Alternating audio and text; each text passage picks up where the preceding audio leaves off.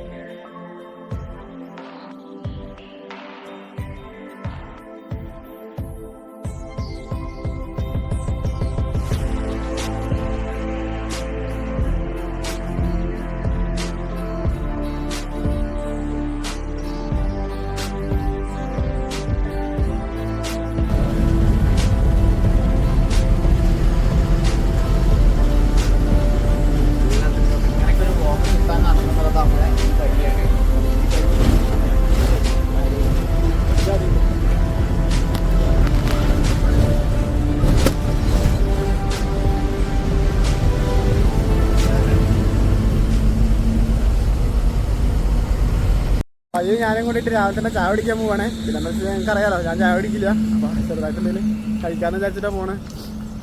അപ്പോൾ ചായ പിടിക്കട്ടെ. അപ്പോൾ ഞങ്ങള് ഫുഡ് കഴിച്ചു.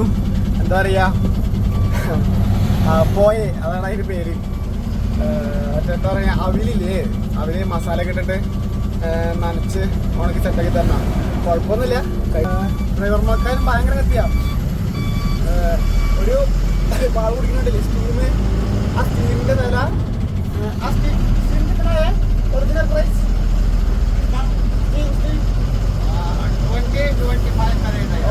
20 രൂപയുടെ സ്റ്റീമിന് മേടിക്കുന്നത് 25. ഒരു സിഗരറ്റിന് 10 രൂപയുള്ളൂ, 15 രൂപ. ഇപ്പൊ എന്താ 5 രൂപയ്ക്ക് ഒരു സാധനത്തിന് കൂട്ടി വയ്ക്കുന്നത്. അതിന് ഈ ഡ്രൈവർമാരെ കാണുമ്പോൾ ഇവർ ഇത്രയ്ക്ക് എമൗണ്ടൊക്കെ വയ്ക്കുന്നു. അപ്പൊ എന്താ, ട്രാവൽ ചെയ്തിട്ട് ഞങ്ങൾ ഒത്തിരി ദൂരം എത്തി. രാവിലെ 6-6:30 ഇറങ്ങിയതാണ്. ഇപ്പോ ഈ കാണുന്ന റോഡ് കണ്ടോ, ഈ പോകുന്നത് ഇത് ദില്ലി പോകുന്ന റോഡാണ്. ബാക്കിലേക്കാണ് നാഗ്പൂർ. ഞാൻ ആദ്യം നാഗ്പൂരിനൊക്കെ കൊണ്ട് കയറിയതാ. എനിക്ക് അറിയണ്ടായിരുന്നില്ല ആളെവിടെ പോകുന്നത്. അപ്പോൾ നമ്മുടെ പയ്യെ പോകുന്നത് നേപ്പാളിലേക്കാണ്. പ്ലാനിങ് ഒന്നും ആയിട്ടില്ല. ഇതെന്തായാലും ദില്ലി പോകുന്നുണ്ട്. അപ്പൊ ഞാൻ എന്തായാലും വാരണാസി ആ ഗ്യാപ്പ് ഇതെവിടെ എത്തട്ടെ എന്നിട്ട് ഞാൻ പ്ലാൻ ചെയ്യാം. ഇങ്ങനെ വൈബായിട്ട് പോയിക്കൊണ്ടിരിക്കുക. ഞങ്ങൾ സംസാരിക്കുക, കൂടുതൽ വീഡിയോസും എടുക്കുന്നില്ല. അതേപോലെ പോകുന്ന കാഴ്ചകൾ വെച്ച് കഴിഞ്ഞാൽ കുറേ പച്ചപ്പും കാര്യങ്ങളൊക്കെ തന്നെയാണ്. അപ്പോൾ അതൊക്കെ നിങ്ങളിലേക്ക് എത്തിക്കും ഞാൻ. പിന്നെ എന്താ, കുറേ ബിൽഡിങ്ങുകളുണ്ട്. ഒന്ന് കൂടുതലാണ് സംസാരിച്ചുകൊണ്ടിരിക്കുക. ഞാൻ കൂടുതൽ സംസാരിക്കുക, എന്തെങ്കിലും പറഞ്ഞുകൊണ്ട് എന്തെങ്കിലും സംസാരിച്ചുകൊണ്ടിരിക്കുക. ആ വീഡിയോ കാര്യങ്ങളൊക്കെ എടുക്കാൻ കേട്ടോ. അപ്പോൾ ചെറിയ ചെറിയ വീഡിയോസ് മാത്രമേ ഉണ്ടാവുള്ളൂ. ഓക്കെ, ആ കാണുന്നുണ്ടല്ലോ, ഇപ്പൊ ആ കാണുന്ന സ്ഥലമില്ലേ, അവിടെ റായ്പൂർ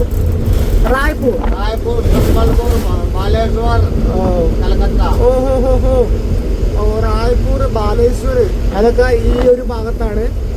എന്താ പറയുക, ഞാൻ ചോദിച്ചപ്പോൾ പറഞ്ഞു ആ ഒരു ഭാഗത്ത് ആൾക്കാരൊക്കെ എന്താ പറയുക കുറച്ച് ഉള്ളേരിയാണ്, ഒരു ആദിവാസി ആ ഒരു ഇതൊക്കെയാണ്.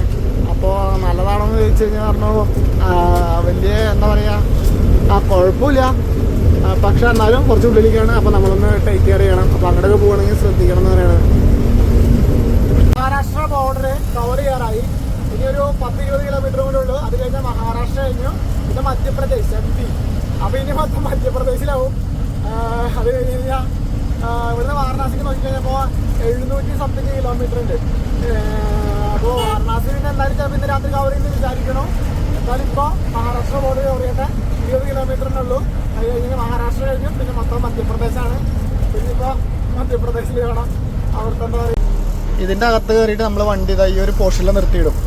അതെന്താണെന്ന് വെച്ച് കഴിഞ്ഞാൽ എനിക്ക് തോന്നുന്നല്ല, ആള് പറഞ്ഞതെന്ന് വെച്ചാൽ വണ്ടിയുടെ ഭാരം അളക്കുന്നുണ്ട്. അതിലെവിടെയോ വണ്ടിയുടെ ഭാരം കാണിക്കുന്നുണ്ട്. അവിടെ അപ്പുറത്ത് ഇതാ ഭാരം കാണിക്കുന്നുണ്ട്. വെയിറ്റേ അപ്പോൾ ഇതിൻ്റെ അകത്ത് കയറുമ്പോൾ എന്ന് വെച്ചാൽ ഒരു വണ്ടിയാണ് ഇതിനകത്ത് കയറില്ല. പുറകിൽ മുട്ടി തന്നിട്ടില്ല. അപ്പോൾ ഭാരം നോക്കാൻ വേണ്ടിയിട്ടാണ്, വണ്ടിയുടെ ഭാരം എന്ന് വെച്ച് കഴിഞ്ഞാൽ അവർക്ക് പെർമിറ്റ് എത്ര ഭാരം ഉണ്ടാവുമല്ലോ, അത് നോക്കാൻ വേണ്ടിയിട്ടാണ്. അപ്പോൾ കഴിഞ്ഞു. അപ്പോൾ ഇനിയിപ്പോൾ എന്താ മധ്യപ്രദേശ് ബോർഡർ കയറി പരിപാടി കഴിഞ്ഞു. പിന്നിപ്പോൾ ഞങ്ങൾ മധ്യപ്രദേശിലേക്ക് കയറുകയാണ്. ഞാൻ പറഞ്ഞ പോലെ തന്നെ രാത്രിയൊക്കെ ഉണ്ടായിരുന്നു എന്താ പറയുക വസൂലി, ചെക്ക് പോസ്റ്റിൽ നിന്ന് പൈസ മേടിക്കലും പരിപാടിയൊക്കെയാണ്. ഒരു വണ്ടിക്ക് 200 വെച്ചിട്ടൊക്കെ കൊടുക്കണം. അപ്പോൾ അത് പൈസ മേടിക്കാൻ ചിലപ്പോൾ അവർ വരും. ആള് പൈസ നോക്കുന്നുണ്ട് കേട്ടോ.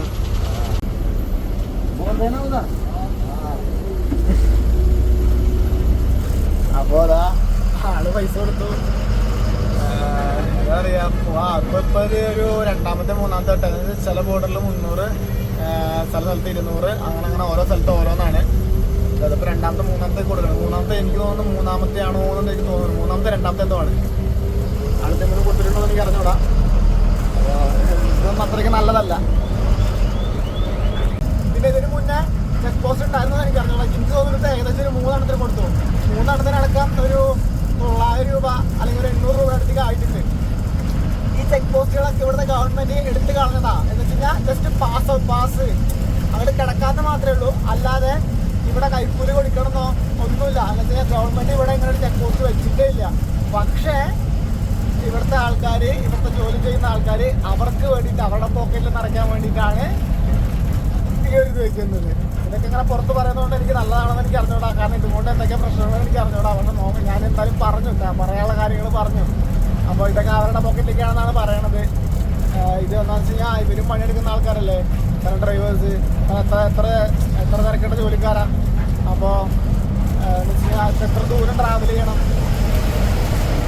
അപ്പോൾ അവരുടെ ഇതിങ്ങനെ പൈസക്ക് പിടിക്കാന്നൊക്കെ പറഞ്ഞു കഴിഞ്ഞാൽ മോശമാണ്. ഒരു ദിവസത്തിൽ 24 മണിക്കൂർ എന്ന് വെച്ചാൽ 24 മണിക്കൂറും ആ ഒരു ഇത് ഓപ്പണാണ്. അപ്പോൾ ഒരു ദിവസത്തിൽ എന്താ പറയുന്നത്, 10,000 കണക്കിന് വണ്ടികളാണ് അങ്ങോട്ടും ഇങ്ങോട്ടും കടന്നു പോകുന്നത്. ഈ 10,000 കണക്കിന് വണ്ടികൾ ഒരാളുടെ 200 വെച്ച് കിട്ടി ഒന്ന് ആലോചിച്ച് നോക്കി. അമ്പാനി ആയിട്ടുണ്ടാവും, അമ്പാനി. പിന്നെ ഈ പറഞ്ഞ പോലെ തന്നെ അതവിടെ ഈ ഒരു ഏരിയയിലൊക്കെ മറ്റേ ഷെയർ ടാക്സി കേട്ടോ. ഷെയർ ടാക്സി എന്ന് പറഞ്ഞു കഴിഞ്ഞാൽ ഏതൊക്കെയോ വണ്ടി, എല്ലാ വണ്ടികളും ഇന്ന വണ്ടിയിലില്ല, എല്ലാ വണ്ടികളും ഇങ്ങനെ ഷെയർ ആയിട്ട് ഓടിക്കൊണ്ടിരിക്കുക. അവിടെ പൊടിയും കാര്യങ്ങളൊക്കെ ഉണ്ട്. അതുകൊണ്ടാണ് ഇവിടെ ഇങ്ങനത്തെ ഇവിടെ ബോർഡ് വെച്ചിരിക്കുന്നത്. ആ റോഡിൽ പോയി കഴിഞ്ഞാൽ കുരങ്ങനെ കാണാം കേട്ടോ. കുരങ്ങൻ ചാടി വരുന്നുണ്ട്.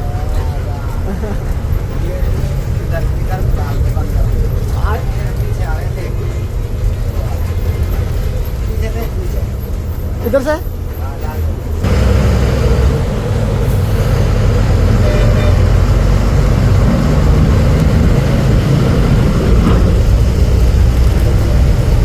അപ്പൊ ഈ ഭാഗത്ത് കുരങ്ങന്മാരൊക്കെ ചാടി വരുന്നുണ്ടോ. പക്ഷെ പുലി അങ്ങനെയുള്ള കാര്യങ്ങളൊക്കെ പറയാൻ പറ്റില്ല. ചിലപ്പോൾ രാത്രിക്കാവും വരിക, അറിഞ്ഞൂടാ. അപ്പോൾ നമ്മുടെ കയ്യിൽ 2-3 ബിസ്ക്കറ്റൊക്കെ ഉണ്ടായിരുന്നു, നമ്മൾ കഴിച്ചോണ്ടിരുന്നായിരുന്നു. അപ്പോൾ അതിട്ട് എടുത്തു, അത് കഴിക്കാൻ വേണ്ടി വന്നു. ശരിക്കും പറഞ്ഞാൽ ഈ ഭാഗത്ത് കൂടുതലും കുരങ്ങന്മാർക്ക് ചാടി വരാൻ പറ്റും. അതുപോലെ നമുക്ക് കുരങ്ങന്മാരെ കാണാം. അങ്ങനെ ബാക്കിലൊക്കെ മറ്റേ സിംഹവാലം കുറഞ്ഞിട്ടില്ലേ, മുടിയൊക്കെ ആയിട്ട്, വെള്ളം മുടിയൊക്കെ ആയിട്ട്. അപ്പോൾ അതിലെ കണ്ടായിരുന്നു. ഇപ്പോൾ പോകുന്ന വഴിക്ക് ചിലപ്പോൾ എന്തെങ്കിലും കാണാൻ പറ്റുമെന്ന് നോക്കണം. കാണാൻ പറ്റുന്നതേ നല്ലത്. അതുപോലെ കാഴ്ചകൾ കാണുന്നല്ലോ നമുക്ക് നല്ലത്.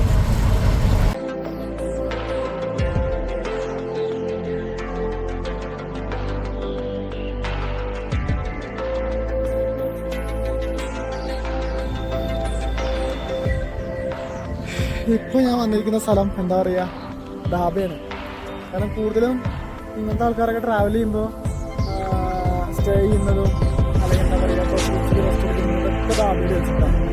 സാധനങ്ങളൊക്കെ ഡാബിയാണ്.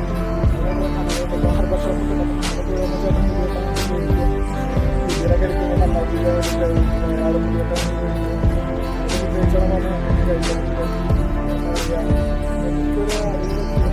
വിചാരിക്കാത്തൊരു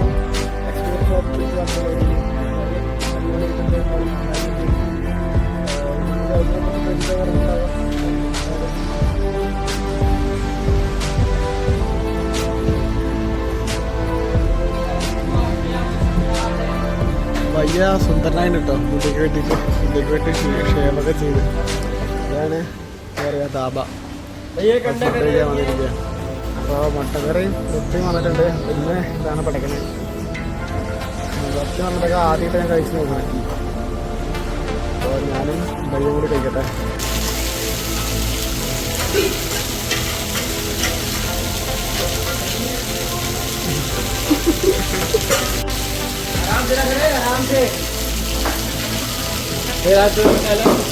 प्रतापगढ़ बॉम्बे ढाबे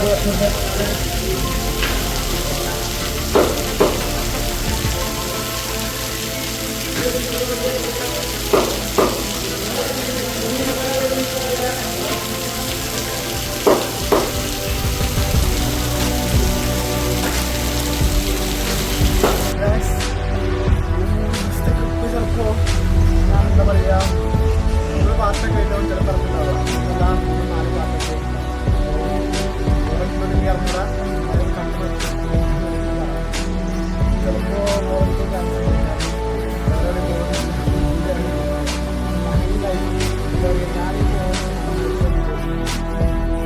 അതേപോലെ എന്താ പറയുക ലോക്കലായിട്ടുള്ള കാര്യങ്ങളൊക്കെ എനിക്കതുപോലെ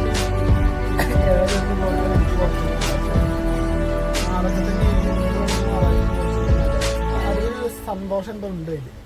ഞാനതാണ് കാണുന്നത്. അപ്പോൾ ഓക്കെ ബൈ. ഞാൻ ഇപ്പോൾ ഇന്നത്തെ ഈ എപ്പിസോഡ് ഇവിടെ നിർത്തണോ. ഇതാ ഭയ്യ വന്നു, ഞങ്ങൾ പോവുകയായി. ഭയ്യ ക്ലീൻ ഷേവൊക്കെ ചെയ്തിട്ടോ സുന്ദരനായിട്ടുണ്ട്. ഭയ്യ ഫേസ് ക്ലീൻ ഷേവ്.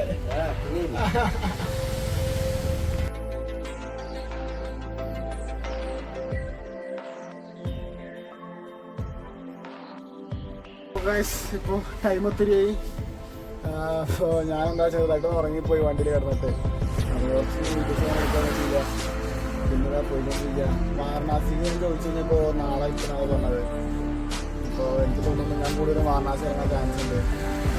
പിന്നെ ബാക്കിയുള്ള ഞാൻ പിന്നെ പറയാം.